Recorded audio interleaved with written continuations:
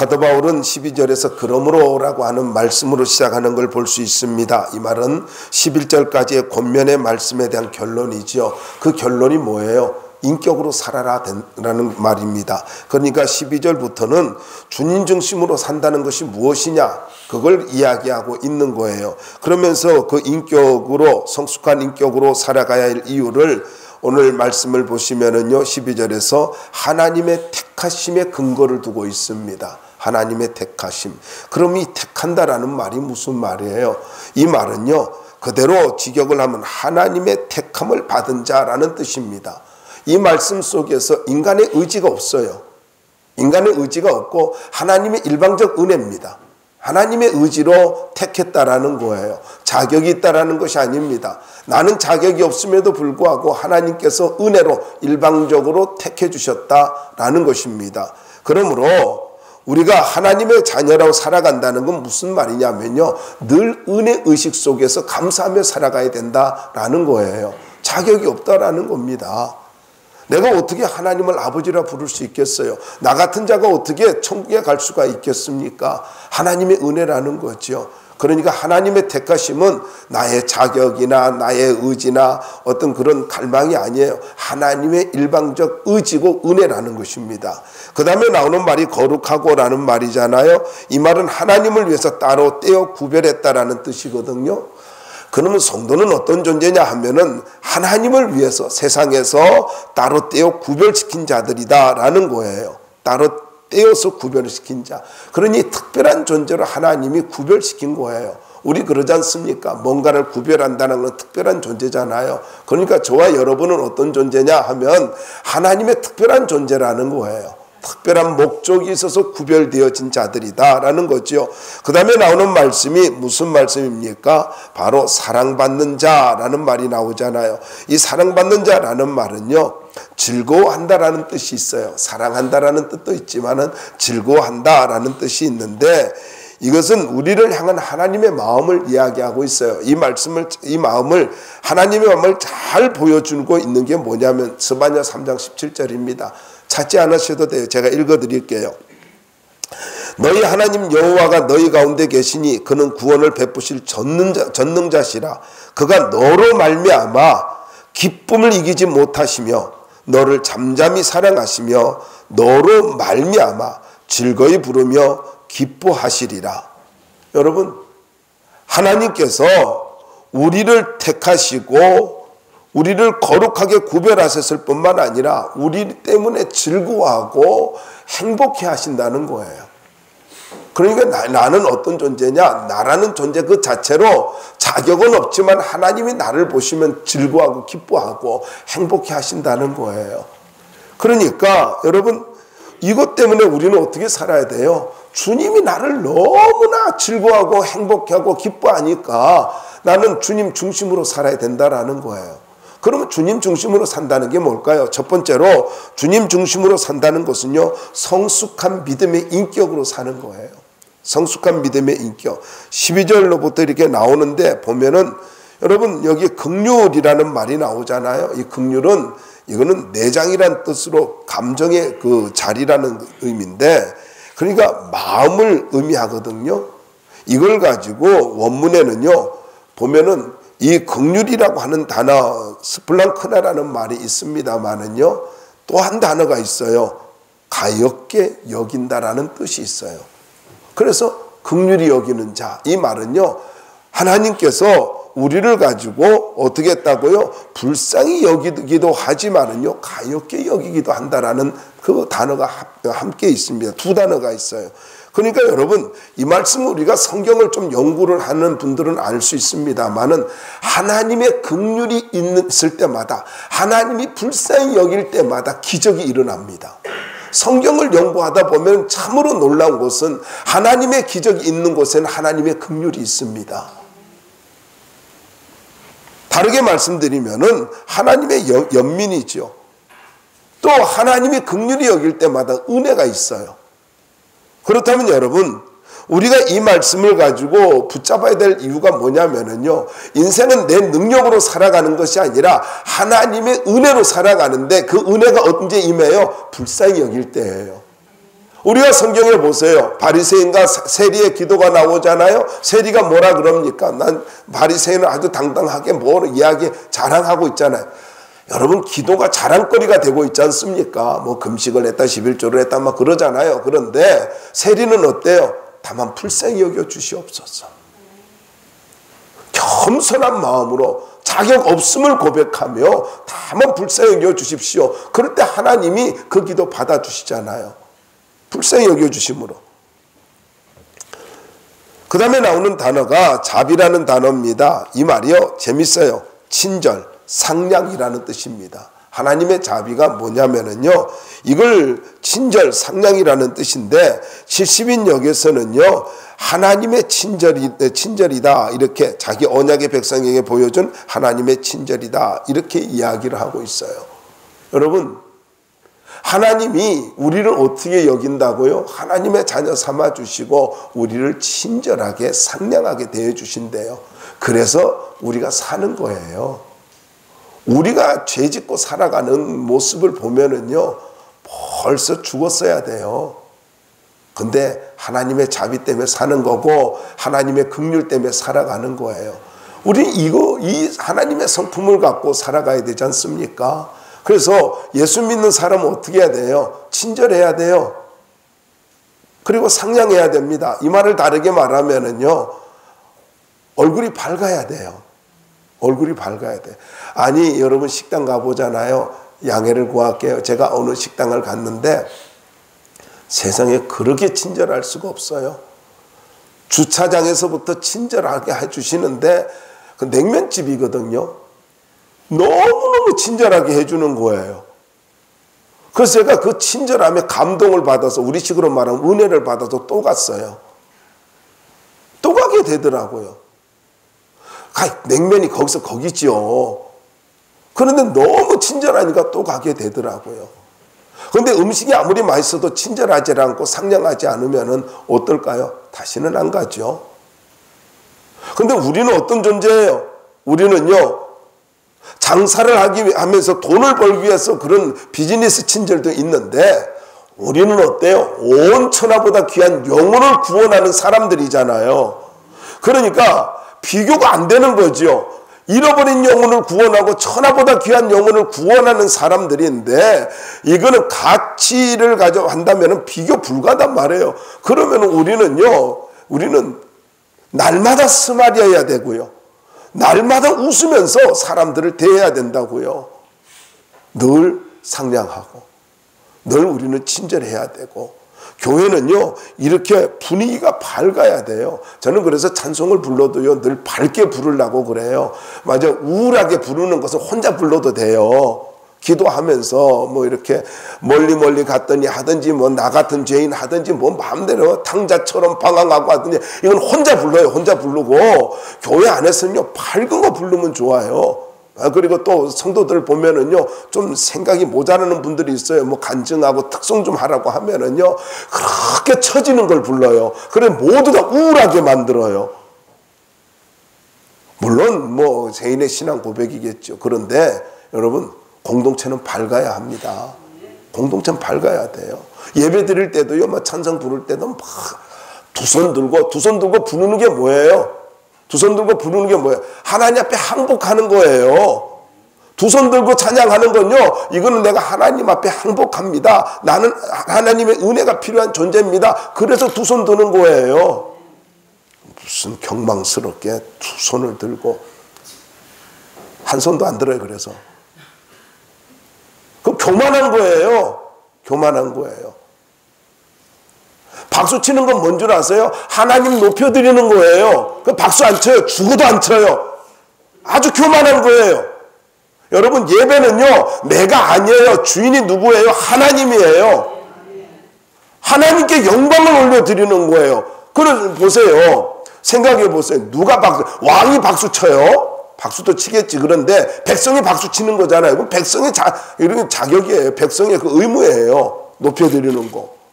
그래서 우리가 박수 칠 때에, 근데 놀라운 건 내가 박수 치면은요 성령의 충만함이 임한다고요. 교만한 자에게는 절대로 성령의 충만함이 임하지 않습니다. 그래서 우리는요, 하나님 앞에서 어떻게 해야 됩니까? 늘 친절하고 상냥한 자세. 그 다음에 나눈 말이 겸손이죠. 이 겸손은요, 주님의 성품이지 않습니까? 주님의 성품인데 상대방을 위해서 자기의 권리를 사용하지 않고 섬기는 것까지 가는 게 겸손이에요. 겸손이 뭐라고요? 그냥 자세를 낮추는 게 아니에요. 상대방을 위해서 자기가 권리가 있어요. 근데 그 권리를 사용하지 않고 자신을 가지고 낮추면서 섬겨주는 것까지가 이게 겸손이에요. 그래서 우리 성도들은요, 어떻게 살아야 돼요? 주님의 속성을 갖고 살아야 되는 거예요. 겸손. 자, 그래서 뭐 직분을 가진 자일수록 어떻게 해야 됩니까? 내가 목사인데 이게 아니에요. 내가 뭐 장로인데 안수집사인데 권사인데가 아니라 뭐 젊은 것들이나 해라 뭐 이런 게 아니에요. 겸손해야 됩니다. 겸손해야 돼요. 그리고 온유함이 나오죠. 이것도 주님의 속성이죠. 이 온유함은 친절하고 너그러운 태도를 말하는데 또 한 가지는 절제된 힘을 말하고 있습니다. 절제된 힘. 온유한다라는 말은요, 예수님의 온유, 그것은요, 예수님께서 늘 절제하고 있는 거예요. 제가 그런 생각을 해봤어요. 예수님이 십자가에 달려 돌아가실 때에 네가 뭐 남은 구원하고 그런데 너도 한번 구원해봐라 하면서 막 욕을 하고 막 그러지 않습니까? 비난하고. 제가 그 생각해봤어요. 예수님께서 십자가에서 얼마나 화가 나요. 그래, 너의 말대로 해줄게 해가지고 딱 내려가가지고 싹 죽여버리고 다시 올라가가지고 다 이루었다. 그러면 얼마나 속이 시원하겠어요. 안 그래요? 나 같으면 그랬을 것 같아요. 이놈들이 해가지고는 참 못 박은 거, 이게 싹, 이게 다 쏙 빼가지고 내려와가지고는요, 다 죽여버리고, 로마 군인들, 유대인들, 아주 위선자들 싹 죽여버리고, 다시 올라가가지고, 다 이루었다 하고 돌아가시면은, 얼마나 사람들이 놀라겠어요. 근데 주님 그러지 않았잖아요. 끝까지 모든 걸 포기하고 절제하고 낮아지셨잖아요. 수치스러운 십자가를 지신 이유가 뭐예요? 바로 나 같은 죄인을 구원하기 위해서라고요. 그래서 주님의 온유하심을 생각하면은요, 정말로 우리가 겸손하지 않을 수 없고요. 은혜 의식을 갖고 살지 않을 수가 없는 거예요. 또 보면은요, 오래 참으셨대요. 오래 참았다는 말은 잘못한 사람에 대해서 성급하게 보복하지 않고 자신을 억제하면서 사랑으로 용서하는 자세. 그러니까 용서하는 자세가 이게 오래 참는 거예요. 이런 거 있잖아요. 쉽게 설명하면요, 몰라서 그래. 부모의 사랑 이와 비슷하죠. 오래 참죠. 성숙한 자의 인격이고요, 부모의 인격이 오래 참음이에요. 오래 참. 그럼 뭐 말을 해도요, 기분 나쁠 때 그냥 금방금방 말하는 거, 이거는 너무 수준이 낮고 가벼운 거예요. 말을 듣고 좀 오래 새길 줄 아는 거. 보세요. 부모는요, 어떤 존재인 줄 아세요? 성숙한 사람은 어떤 존재인 줄 아세요? 보세요. 우리가 아는 대로 예수님께서 큰 일을 이루실 메시아라고 하니까 그 말을 마음에 새겼다. 마음에 두었다. 야곱도 마찬가지죠. 요셉에 대한 이야기를 듣고는요, 마음에 두었다는 거, 마음에 새겼다는 거예요. 오래 참는 것은요, 마음에 새기는 거예요. 그리고 용서하는 것입니다. 저는 우리 모두가 이렇게 성숙한 인격을 가졌으면 참 좋겠어요. 그런데 이게요, 오래 참는 게 가능해요? 온유하고 겸손한 게 가능해요? 쉽지 않아요. 그러면 할 수 없는 걸 가지고 말씀했을까요? 저는 이 말씀을 보면요, 목사뿐만 아니라 모든 사람들에게 부담이 되는 말씀이라고 생각이 들었어요. 그러면은 우리가 이렇게 살아야 되는데 정말 이렇게 사느냐고요. 그렇게 살 수 없잖아요. 근데 정말 살 수 없을까요? 근데 해답을 우리에게, 해답이 없는데 하라고 말씀하고 있는 걸까요? 아니에요. 이 말씀을 자세히 여러분들이 묵상하다 보면은요, 바로 성령의 열매들입니다. 그러니까 우리가 성령 충만하면은 가능하다라는 거예요. 한마디로 말해서 이 주님의 인격이고 성령의 열매로 우리가 살아가면은 이렇게 되는데 성령 충만하면은요 이게 우리가 충분히 가능한 말씀이다라는 겁니다. 그래서 성숙한 인격으로 살아가는 게 뭐냐 하면은요 주님의 인격을 덧입는 거예요. 근데 성령으로 가능하다라는 것입니다. 옷 입고라는 말은요, 이 말은요 지속적으로 계속해서 믿음의 인격으로 살아라라는 말입니다. 그런데 여기 13절 말씀을 보면은요, 누가 누구에게 불만이 있거든 서로 용납하여 피차 용서하되 주께서 너희를 용서하신 같이 너희도 그리하고. 여러분 얼마나 부담이 되는 말씀이에요. 참 재밌어요. 서로 용납하고 피차 용서하라. 그럼 용납이라는 말 그리고 용서하라고 하는 말, 그러면 이거 한번 생각을 해보자고요. 여기 용납한다라는 말은요 짐을 서로 진다라는 뜻입니다. 어떤 사람이 막 화를 내요. 그래 그럴 수 있지, 얼마나 힘들어 하고 수용해 주는 거예요. 그걸로 인해서 짐이 서로 나눠지는 것이 된다라는 거예요. 어떤 사람이 막 이야기하면은요 말한 거 잘 받아줌으로 인해서 그 사람이 가벼워질 수 있잖아요. 그래서 교회는요 어떤 곳이어야 하냐면요 용납되어지는 곳입니다. 어떻게 살아왔든지 상관없어요. 그 사람이 부족하다 할지라도, 그 사람이 문제가 있다 할지라도, 세상에서 쓰러지고 실패했다 할지라도 교회 와서는요 용납되어져야 합니다. 용납되어져야 돼요. 우리가 잘 알지 않습니까? 예수님께서 한편 강도를 가 용납해 주니까 어때요? 그가 예수를 믿게 됐고 그리고 그가 천국에 갈 수 있게 되지 않습니까? 그래서 교회는요 어떤 곳이라고요? 용납되어지는 곳이에요. 그럴 수도 있지 하고, 그랬구나 얼마나 힘들었어 하고 공감해 주고 용납해 주는 거예요.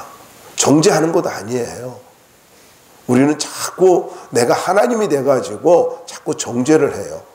저 인간 왜 저래 하고 판단해요. 그러지 말기 바랍니다. 부족함, 여러분 나도 부족하잖아요. 더 나가서 용서라는 말이 있지 않습니까? 이거는 대가 없이 베푸는 거예요. 대가 없이. 자꾸 조건을 달면 안 돼요. 그리고 나서 진짜 용서했으면은요 잊어버려야 되는 겁니다. 잊어버려야 돼요. 용서는 뭐라고요? 잊어버리는 거예요. 이해를 도와드릴까요? 이거예요.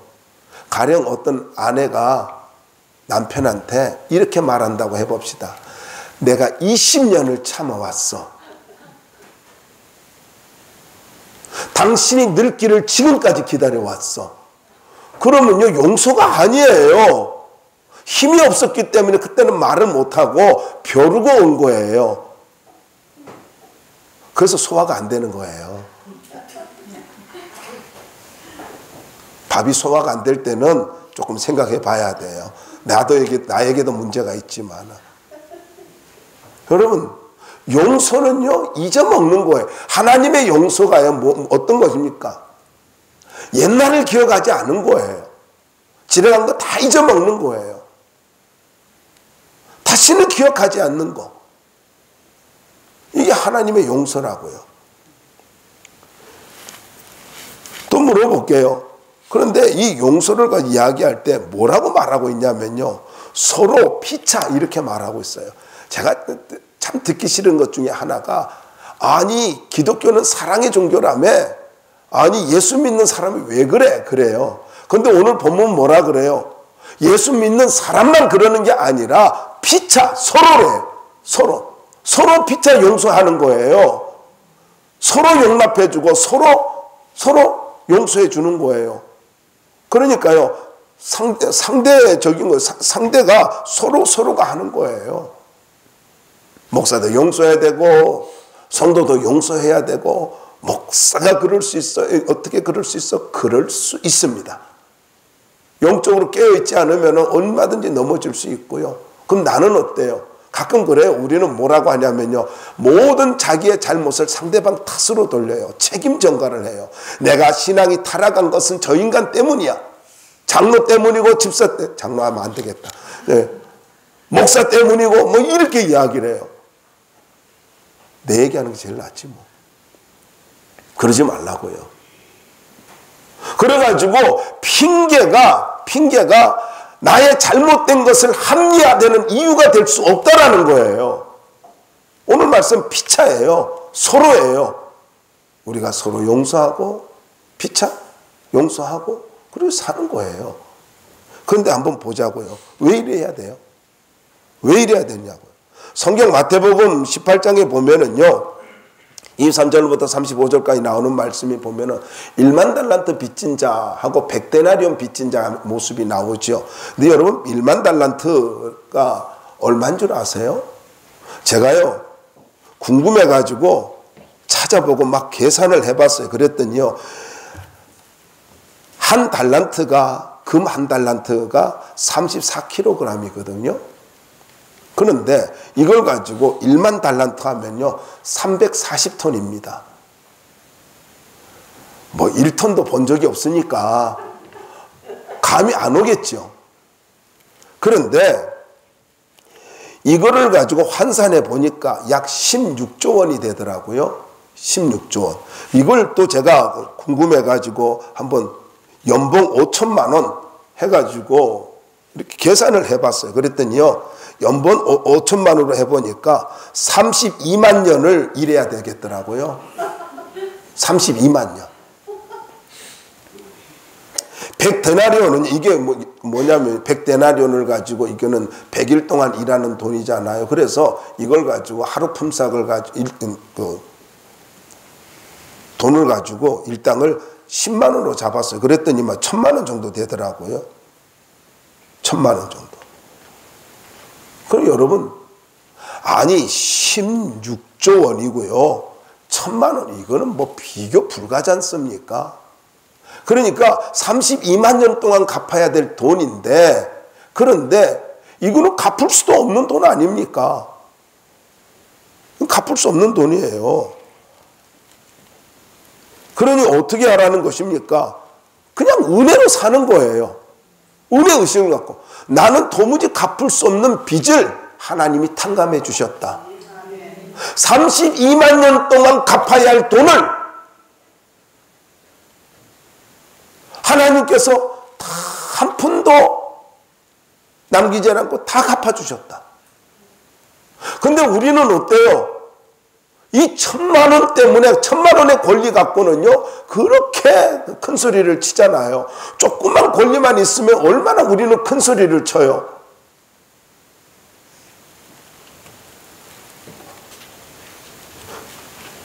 분명히 잊지 마시기 바랍니다. 이 말은 현재형이거든요. 그러니까 우리는 은혜의식을 갖고 계속해서 용서하며 살아야 되고 용납하면서 살아야 돼요. 잘난 거 없어요. 잘난 거 없어요. 자꾸 우리는 내가 잘난 걸로 착각을 해요. 그래가 남을 정죄해요. 그러지 마세요. 제일 안타까운 것 중에요. 보면은 아내가 남편을 가지고 좀 학벌이 위에요. 그런 가지고 자꾸 무시해요. 실제로 있었던 이야기입니다. 근데 목사님이 그 가정의 모습을 보고 너무 안타까워서 아주 제가 존경하는 목사님, 교계에 아주 훌륭한 어른인데요.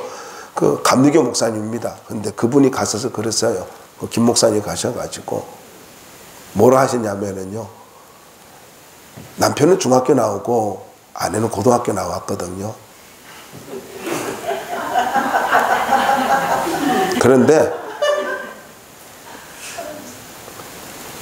뭐라 하냐면 아내한테 그랬어요. 신방 가가지고 고등학교밖에 안 나온 것이 그랬어요. 대학도 안 나온 것이 그런 학벌이야. 그분이 학벌 무시하고 그런 분 아니에요. 대단히 훌륭한 인격을 가진 분이에요. 그럼 명문 고등학교 요거 나왔거든요. 그럼 뭐라 하는 거예요? 그 다음부터는 그렇게 겸손해졌대요. 여러분 뭘 자꾸 부부간에 인격적인 관계가 돼야지 자꾸 권리 주장하고 자꾸 뭐 이렇게 자존심 내세우고 그 바보예요. 우리는요 그리스도 안에서 새롭게 된 사람들이잖아요. 그러니까 서로 존중히 여기며 살아가야 되는 거예요. 그래서 가능하면요 서로 여러분 경어를 쓰기 바랍니다. 경어를 쓰세요. 아멘 안 할 줄 알았어요. 습관된데 어떻게 하겠어요? 근데 경어 쓰시는 게 좋아요. 경어를 쓰면은요, 좋은 게 있어요. 싸움이 안 돼요. 당신이 그랬잖아요. 그러면은 내가 언제 그랬어요. 그러다 보면 싸움이 안 된다니까. 경어를 쓰면 좋아요. 네가 내가 하니까 이상하게 되는 거예요. 그러면서 하는 말씀이 14절을 한번 읽어볼까? 읽어주세요. 14절 한번 읽어주세요. 시작. 네, 여러분 여기에 보면은 뭐라고 말씀하고 있어요? 사랑을 도하라 그렇게 말하고 있는데, 사랑은 가장 큰 계명이고 최고의 덕목이고 율법의 완성이고 성령의 은사고 열매입니다. 더 나아가서 이거 사랑은 하나님의 속성이에요. 이걸 가지고 뭐라고 말해요? 온전하게 매는 띠니라. 이 말은 온전하게 함께 묶는 띠다라는 뜻이거든요. 그러니까 당시의 옷은요, 원피스잖아요. 그러니까 어떻게 해야 돼요? 허리띠를 매야만이 완전히 의복의 형태를 갖추게 되어 있습니다. 그리고 허리띠를 매야 힘이 생기는 거예요. 마찬가지로요, 우리가 사랑으로 살지 않으면은 나의 모든 인격 속에, 나의 모든 은사 속에 사랑이 없으면은요, 그러면은 그 의미가 없다라는 거죠. 그래서 주경학자 핸드리슨이라는 분은 이렇게 말했어요. 사랑이 온전함으로 인도하는 띠라, 이렇게 말을 하고 있는데, 여러분 정말로 우리가 사랑으로 행할 때만이 모든 것들이 아름답게 결과를 가져올 수가 있다라는 거예요. 아름다운 결과를. 그래서 이렇게 이야기할 수 있어요. 사랑으로 하면 부작용이 없어요. 사랑으로 할 때에 큰 사람이 됩니다. 누가 큰 사람인 줄 아세요? 사랑으로 행하는 사람이 큰 사람이에요. 사랑하는 사람이 큰 사람이라고. 남편이 왜 철없는 줄 아세요? 사랑하지 못하니까 철이 없는 거예요. 가끔 그러잖아요. 우리가 아는 대로. 아이들은 뭐 책을 산다, 뭐 이렇게 뭐 사전을 산다면서 거짓말 하잖아요. 그런데 어때요? 엄마는요, 그 지난번에 사지 않았니? 근데 당황하죠. 그렇게 말하면은요. 아, 근데 그거는 그게 아니고 이거야 하면서 막 거짓말 하잖아요. 그럼 엄마의 눈빛을 가만히 보면 뭐예요? 내가 다 알고 있어. 근데 또 돈 주잖아요. 나이가 들면 알잖아요. 엄마의 눈빛을 잃어버리지 않잖아요. 그 눈빛이 계속 남잖아요. 그 눈빛 때문에 죄책감 느끼잖아요. 왜 그래요? 사랑하니까 용납해 준 거예요. 여러분, 사랑할 때 큰 사람 됩니다. 저는 여러분이 큰 사람 됐으면 참 좋겠어요. 부족한 거, 약점 없는 사람 어디 있어요? 두 번째로 예수님 중심으로 산다는 것은요, 성령 충만함을 받는 것입니다. 15절로부터 17절까지인데요.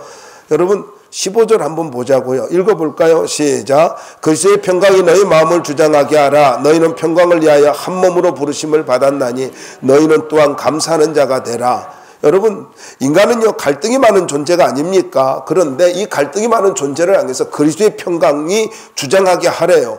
주장하게 하라라는 말은 통제하다, 지배하다, 결정하다 이런 뜻이거든요. 그러니까 쉽게 말씀드리면요, 갈등이나 문제가 있을 때에 내가 결정하지 말고 예수님의 평강이 모든 걸 결정할 수 있도록, 지배할 수 있도록 그렇게 만들래요. 그리스도의 평강이 내 안에서 강같이 흐르게 만들라는 거예요. 그러면서 평강을 위해서 우리는 소명을 받은 자래요. 부르심을 받은 자래요. 그런데 여러분, 우리의 죄성이 통제가 되지 않잖아요. 감정막이 나올 때 어때요? 자, 쉽지가 않지 않습니까? 그런데 뭐라고 말씀하고 있어요? 이렇게 내 감정 컨트롤이 될 수 없는 상황일 때에 뭐라고 말하고 있습니까? 감사하는 자가 되라. 감사하래요. 그러면 이 감사하는 자가 되라라는 말은요, 무슨 말이냐 하면은요, 사도 바울이 17절에서 또 이렇게 또 말하고 있는데 17절 또 한번 읽어봅시다. 시작. 또 무엇을 하든지 말에나 일에나 다 주 예수의 이름으로 하고 그를 힘입어 아버지 하나님께 감사하고. 여러분, 여러분 이 말씀을 보면은 감사하라라는 말이 이게 지속성을 갖고 감사라는 말이거든요. 근데 감사를 가지고 주경학자가 있는데 한 주경학자 이렇게 말했어요.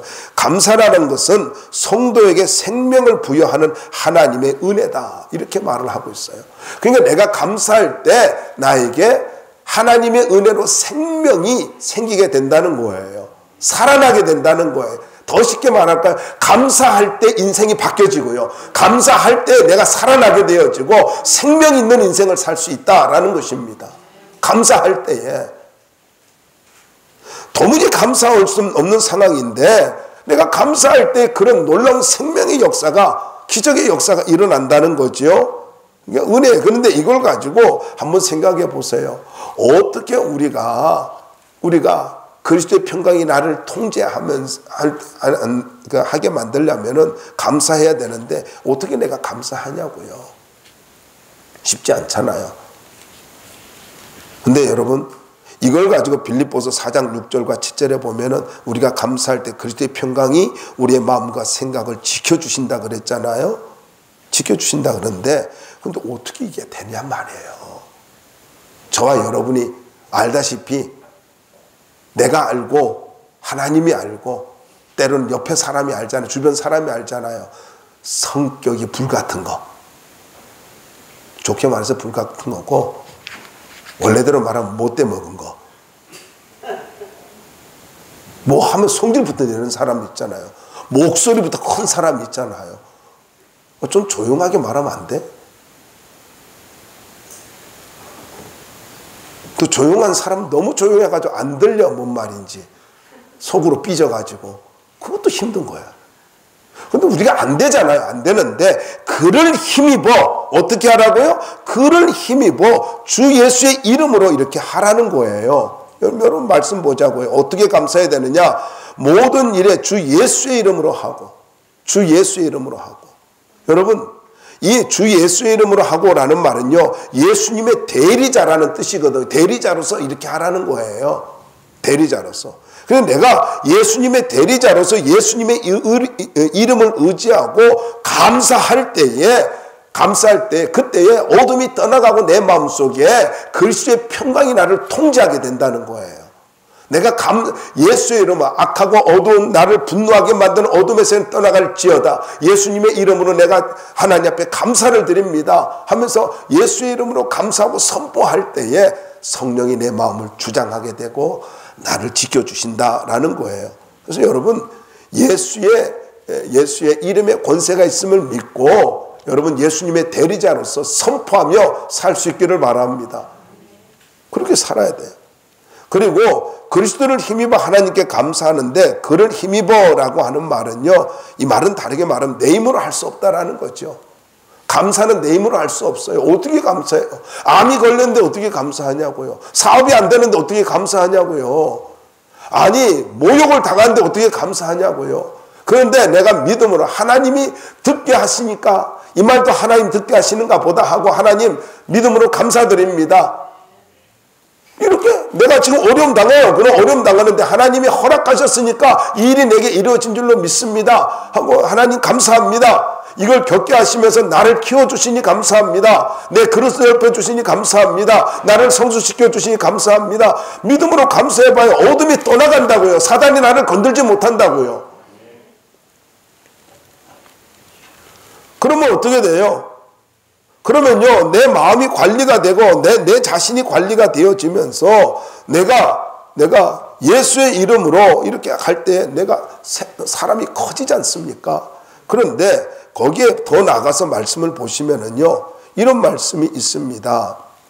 특별히요, 우리 그 마음 속에 말씀이 풍성하게 있도록 하라는 거예요. 16절 한번 읽어볼까요? 16절을 한번 읽어보시면 이게 이해가 되어지는데 한번 읽어봅시다. 시작. 그리스도의 말씀이 너희 속에 풍성히 거하여 모든 지혜로 피차 가르치며 권면하고 시와 찬송과 신령한 노래를 부르며 감사하는 마음으로 하나님을 찬양하고. 자, 그리스도의 말씀이 너희 속에 풍성히 거하여, 이 말이 무슨 말이냐면요, 하나님의 말씀이 우리 속에 풍성하도록 만들어서 부족함이 없도록 흘러넘치게 하라는 거예요. 그러니까 내 말씀이 내 속에서 아주 풍성에 거해서 찔르면은요, 누가 뭐라 하면 말씀이 쑥 튀어나올 수 있도록 그렇게 흘러 넘치게 하라는 거예요. 말씀이 자꾸 내 속에서 흘러 넘치게 하라라는 것입니다. 여러분, 이 말이 왜 그렇게 중요하냐 하면은요, 말씀이 풍성하게 이렇게 되어질 때에, 그럴 때에 하나님의 능력이 나타나기 시작하는 거예요. 그 대표적인 것이 뭡니까? 감사가 나오고 찬송이 나오고 내 인식이 바뀌어지고 의식이 바뀌어지고 그러는 거예요. 그런데 또 말씀을 보시면은요, 이런 말씀이 있지 않습니까? 여기 너희 속에라는 말이 나와요. 너희 속에. 너희 속에라는 말은 이 개인적인 차원과 공동체적인 차원에서 이야기하거든요. 너희 마음에도 말씀이 풍성하게 넘치도록 해야 되고, 교회 안에서도 말씀이 풍성하게 넘치도록 해야 된다 하는 걸 말씀을 하고 있습니다. 그렇게 할 때에, 이렇게 말씀이 내 속에서 풍성하게 이렇게 있도록 할 때에 선한 영향을 끼치며 살 수 있게 된다는 거예요. 그 말씀이 무슨 말이냐면은 이렇게 있지 않습니까? 풍성이 거하여 모든 지혜로 피차 가르치며 권면하고, 이 말을 간단하게 말하면요, 선한 영향을 줄 수 있다는 거예요. 내가 영향력 있는 삶을 살려면 뭐 해야 된다고요? 말씀이 우리 속에 풍성하게 거해야 된다고요. 그래야 된대요. 그런데 우리는 어때요? 일주일을 지나면서도 말씀 안 읽어요. 큐티하는 분 정말 저는 훌륭하다라고 생각해요. 여러분, 뭐 생명의 삶을 통해서 큐티를 하는 것도 좋고, 아니면 개인적으로도 혼자 성경을 가지고 뭐 한 장을 읽든지 뭐 몇 구절을 읽든지 이렇게 단락으로 읽든지 좋아요. 어쨌든 하나님과 하루를 시작하면서 말씀이 내 속에서 나를 지배하도록 만들어야 된다는 거예요. 말씀이 있지 않는 삶을 살면서 무슨 응답이 있는 삶을 살겠냐고요. 잘 기억하시기 바랍니다. 여기에 보면은요, 선한 영향을 줄 수 있고, 시와 그 다음에 찬미와 신령한 노래, 찬양이 다양하다는 걸 알 수 있죠. 시는 구약의 시편을 말하고, 그 다음에 찬미는요, 축제의 찬양, 작곡가에 부르는 찬양을 의미하고, 신령한 노래는 하나님께 영광을 올려드리는 찬양을 말하는데, 어쨌든 찬양은 입술의 열매고 하나님께 드리는 예배입니다. 히브리서에 나오지 않습니까? 그래서 찬양 잘하는 게 뭐냐면요, 하나님께 예배 잘 드리는 거예요. 이게 히브리서에 나오고 있습니다. 그러므로 여러분, 정말로 우리가 어떻게 살아야 되는가를 정확하게 여기서 보여주고 있는데, 그것은요, 내용을 한번 보세요. 그러면은 이 15절로부터 17절 말씀은요, 한마디로 말하면 찬양이 넘치고 감사가 넘치고 이런 삶을 산다는 것, 말씀이 충만하면은요, 이렇게 되는 것은 한마디로 말하면 성령 충만한 삶이에요. 성령 충만한 삶. 그러니까 성령 충만해야 하늘의 문이 열리는 거예요. 성령 충만해야 관계가 아름다워지는 거예요. 성령 충만해야 내가 영적으로 성숙할 수 있는 거예요. 말씀 마무리할게요. 여러분, 예수 중심으로 산다는 것, 주님 중심으로 산다는 것은요, 믿음의 인격으로 사는 것이고 성령 충만으로 사는 겁니다. 이거 기억하시고, 여러분, 복잡하지 않습니다. 오늘 내용 뭐 여러 가지가 이렇게 접속사를 해가지고 좀 복잡하고 그렇게 느껴지지만 간단해요. 아주 간단해요. 주님 중심으로 사는 것은요, 성숙한 인격으로 사는 것이고 성령 충만함으로 사는 것입니다. 이와 같은 삶이 여러분에게 이루어지기를 주의 이름으로 축원합니다.